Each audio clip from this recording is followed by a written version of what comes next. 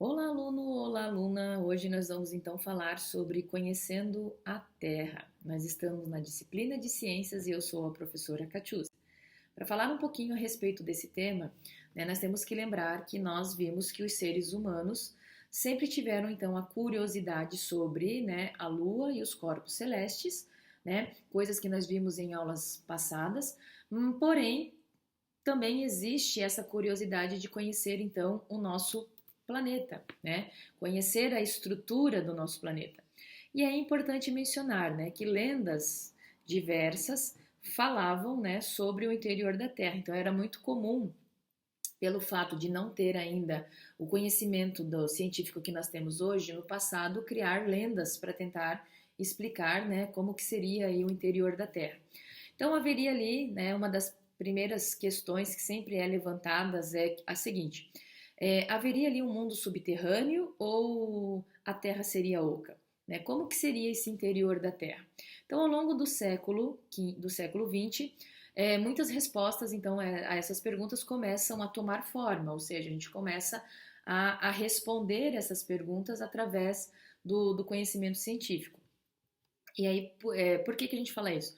Porque sempre vem aquela pergunta, aquela questão assim: você já pensou em tudo que existe e acontece abaixo dos nossos pés? Ou será que podemos cavar um buraco, e atravessar a Terra passando pelo meio dela?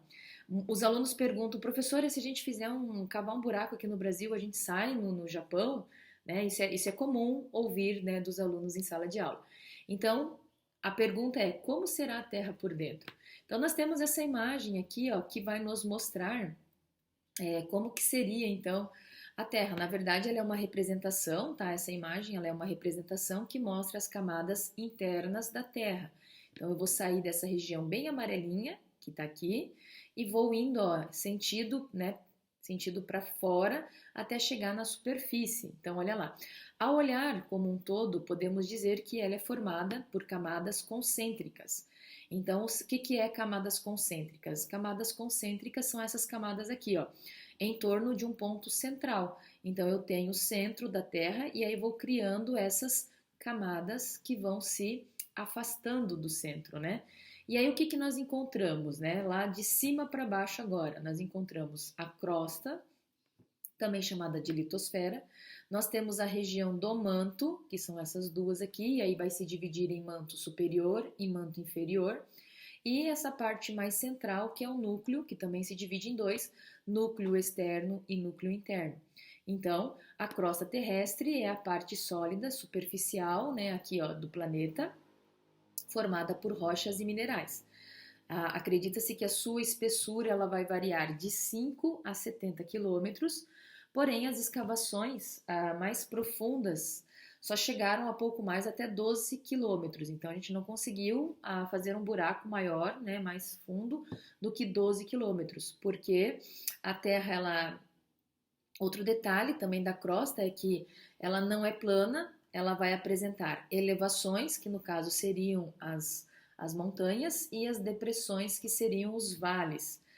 Quando a gente fala, então, de crosta terrestre, ela pode ser dividida em parte oceânica, que é essa parte que fica abaixo do mar, do oceano, e a parte continental. Então, são as duas. Com relação à parte oceânica, tá, que é o fundo dos oceanos, acredita-se que ela possa ter aí de 5 a 10 quilômetros de espessura. Então, ela é bem mais fina do que a parte da crosta continental, porque a continental pode chegar até uma espessura de 70 quilômetros, tá? E essa parte continental, na verdade, vai constituir os continentes, tá? Então é isso que faz parte aí. A crosta terrestre, então, ela é formada por grandes blocos, Então a gente pode ver que existem blocos de rochas sólidas, a gente chama de placas tectônicas, nós vamos ver aí no decorrer das aulas, as quais vão deslizar sobre esta parte aqui, ó, do manto superior. Tá? O manto, então, é a camada abaixo, da crosta terrestre, e essa distância daqui até aqui, ó, tá? Tem aproximadamente, tá, pessoal? 2.900 quilômetros de espessura, e constitui a maior parte aí, né, da massa da Terra. Pode ser subdividido em manto superior e manto inferior. Então, se aqui em cima a gente tem ali uma varia de 5 a 70 quilômetros, imagine 2.900 quilômetros, né? O quanto que não é bem maior do que a espessura ali da crosta, que a gente acaba falando que ela é uma casquinha, tá? Ela acaba sendo uma casquinha aí, né? No interior. Bom, vamos para frente, então vamos falar um pouquinho aí sobre vulcões, aqui ó, né, as erupções vulcânicas expõem parte do material que constitui o manto, né, que está ali na região abaixo da crosta. A amostra do material, né, que forma o manto chegam até a superfície por meio dessas erupções vulcânicas, então é só por aqui que a gente consegue então entender, né, como que é o interior da Terra. Ele é composto então por rochas derretidas e altas temperaturas, altíssimas temperaturas, e acaba então recebendo o nome, né, de magma.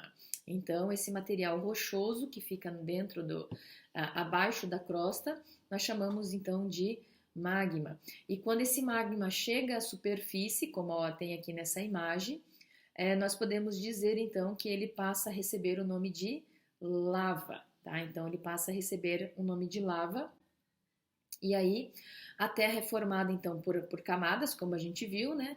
E ela vai desde o interior, né, até do núcleo da Terra, até vem subindo e vai fazendo as camadas também aqui da atmosfera. Mais para frente a gente vai falar só da atmosfera, e a atmosfera também é dividida por camadas, como a parte aqui sólida da Terra também ela é constituída, né?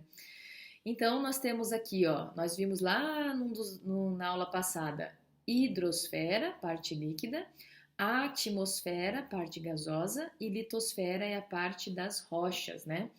Então, voltando aqui a essas camadas, no interior do manto, as temperaturas chegam até 4.000, então aqui, ó, no manto, quanto mais próximo do núcleo, né, mais quente vai ficando. Nós temos em torno de 4.000 graus Celsius.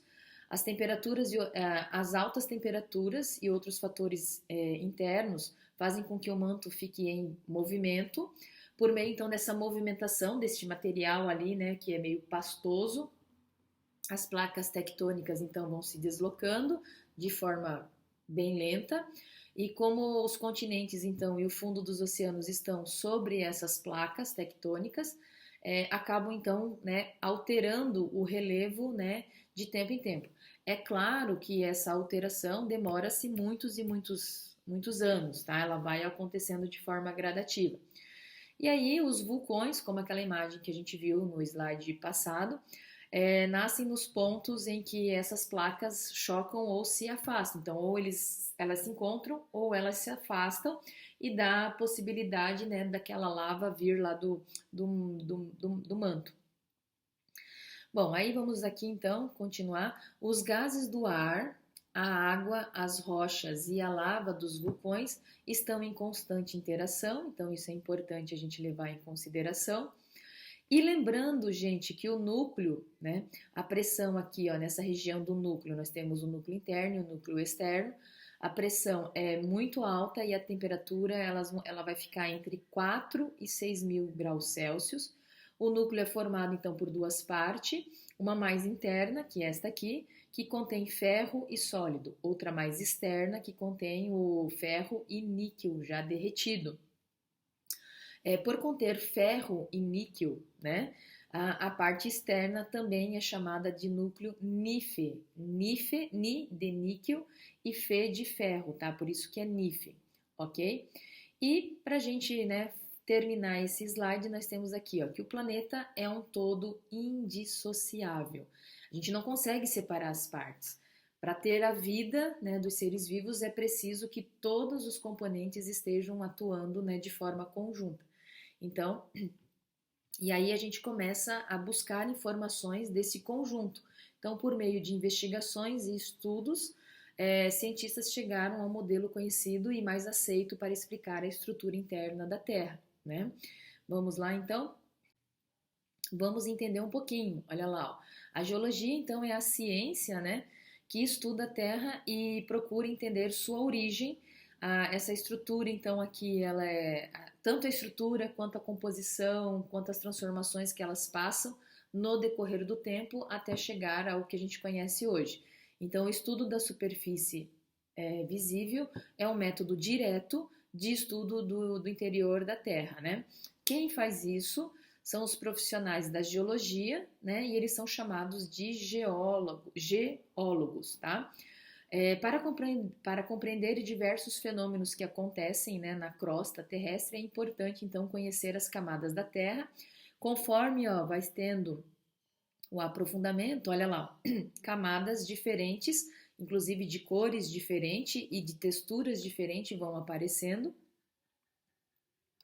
As rochas que formam a crosta são muito duras e perfurá-las é uma tarefa difícil, né? Após alguns metros de perfuração, os equipamentos começam a ficar desgastados e à medida que você avança, né, na sua profundidade, a temperatura também aumenta. Por isso que nós só conseguimos perfurar em torno de 12 quilômetros, tá? Já tem até uma estimativa que a cada 33 metros escavados a temperatura aumenta 1 grau.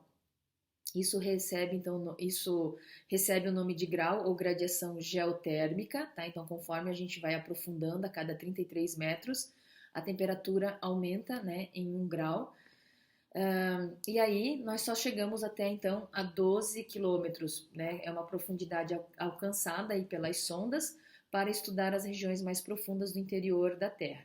Então, os profissionais da área, né, utilizam métodos indiretos, e aí vamos entender o que seriam esses métodos indiretos.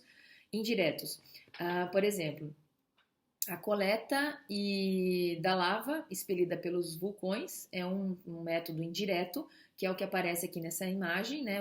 A vulcanologia, que é a área da geologia que estuda os vulcões, e aqui nós temos um vulcanólogo, né, coletando aí a lava para fazer estudo deste material que veio do interior, né? Nós temos também o registro de interpretação dos movimentos da crosta terrestre que produzem os terremotos. Aqui nós temos um sismógrafo, tá? E aí aqui nós temos aqui essa parte que ele vai riscando, nós temos o sismograma, que é o registro, né, em papel dos movimentos produzidos pela ação dos terremotos. Atualmente, esses registros já são direcionados, né, conectados a computadores, facilitando a interpretação e até a distribuição dessas informações para frente. Então, em todo o planeta, há milhares de equipamentos que registram os movimentos, né, resultantes dos terremotos. Então, esses equipamentos são chamados de sismógrafos, né? E para nós, então, fechar aí esse vídeo, vamos fazer um resumo, né, das 3 camadas, crosta, manto e núcleo, com relação à espessura, temperatura e à composição, tá? Então, primeiro aqui, crosta, sua espessura varia de 5 a 70 quilômetros, a temperatura é variável e a composição é feita por rochas, solo, ar e água. O manto tem cerca de 2.900 quilômetros de espessura. As temperaturas podem chegar até 4.000 graus Celsius e a sua composição é pelo magma. Quando esse magma vai para a superfície, a gente chama de lava, né? Aí nós temos o núcleo, tem aproximadamente 3.500 quilômetros de espessura até o centro, né? Ele é dividido em 2 partes, núcleo externo e núcleo interno. As temperaturas vão variar aí de 4.000 a 6.000 graus Celsius e ele é constituído, então, de ferro e níquel. Tudo bem? Então, aqui, né, era onde eu queria trabalhar com vocês, nessa parte do conhecendo, né, a Terra. Se você gostou do vídeo, não esqueça de curtir. Se você ainda não se inscreveu no canal, se inscreva e acione o sininho, né, para receber aí os vídeos atualizados toda vez que forem publicados. E no Instagram, no Prof. Catiúcia Liscoves, eu vou estar disponibilizando, então, esses slides aí para vocês. Pessoal, vou ficar por aqui, né? E a gente se vê numa próxima oportunidade. Tchau, tchau!